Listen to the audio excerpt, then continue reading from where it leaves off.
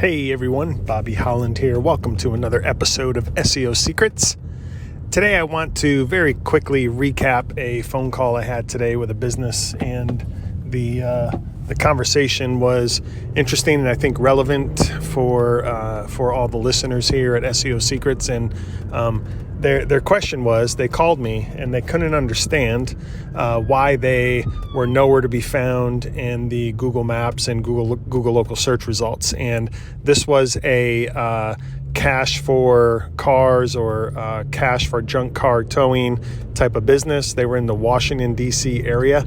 And so obviously that's the cash for cars market. That's a very competitive market, especially in a city like Washington, D.C., very large metro area, a very hyper competitive market. So anyway, they called perplexed why they weren't ranking. They really weren't anywhere to be found, yet they had competitors who they thought had a much lower level of optimization across the board.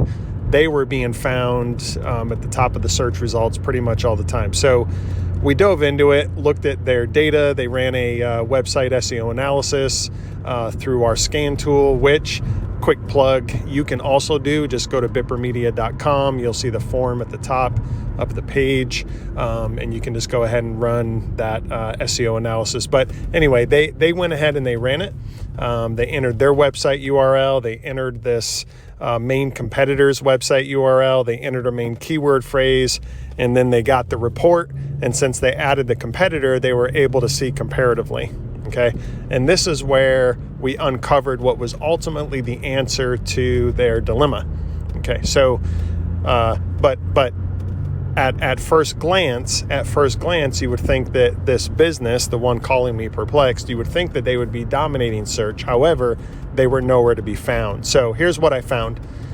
And I'm just going to dive right into the backlink analysis of this business. So this business, who was nowhere to be found, had 576 referring domains. So that means they had backlinks from 576 unique domains. Okay.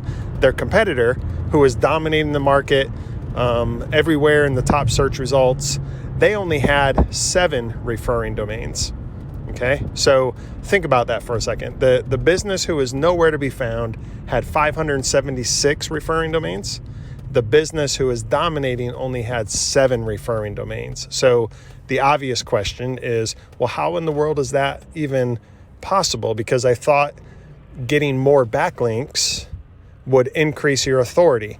But here's the thing. We dove into those 576 referring domains that this business had. Over 74% of those referring domains were from sites that they themselves had a domain authority of 0 to 10. Okay, so domain authority is rated from 0 to 100 if you weren't aware of that. So every website that's crawled and indexed has a domain authority, and it rates it from 0 to 100.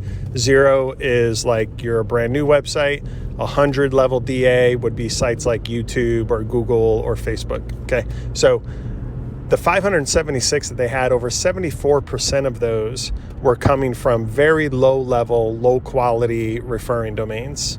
Okay, rated 0 to 10. The competitor, who was dominating search, who only had 7 referring domains, the majority of those, so 3 of those were DA 30 or above. Okay, so, statistically speaking, what is that, 20, 40, 60, approximately 60% of their referring, almost 50%, so 40-something% of their referring domains were from DA 30 and above. Okay, so, and that right there is the answer to this dilemma. Okay, so this client, or not client, the business I was talking to had 576 referring domains. However, the overwhelming majority of those were from very low level, low quality DA 0 to 10 level domains. Their competitor, the majority, or at least half of their referring domains, were DA 30 and above. Very high quality, very authoritative, comparatively speaking, very authoritative. So what this one business with only 7 referring domains, but had 3 of those 7 had 3 of those 7 over a DA30, that is enough for this competitor to simply dominate the market. Whereas this other business I was talking to, even though they had 576 very low level domains, it just didn't move the needle whatsoever. So long story short, this business, they've been around for about 10 or 15 years. They've been through dozens of SEO companies, and basically all they've gotten over the past 10 years or so is just, very low level, probably link farms, probably PBNs, which are private blog networks, very low level domains that Google just really gives, in essence, zero credit to. Okay, whereas the competitor, don't know how long they've been around, but of their 7 referring domains, a good percentage of them are highly authoritative. So that was enough.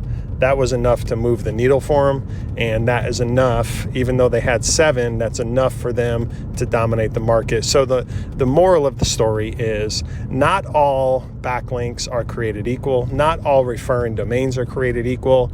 We could have one DA90 plus, like .edu, extremely powerful domain referring to us. That one would outweigh thousands of very low level 0 to 10 domain level type site or domain level type referring domains. So not all backlinks are created equal. Focus on building high quality, highly authoritative referring domains and backlinks. And by doing so, you too can dominate the market with a few of those instead of focusing on hundreds of very low quality domains. So not all backlinks are created equal.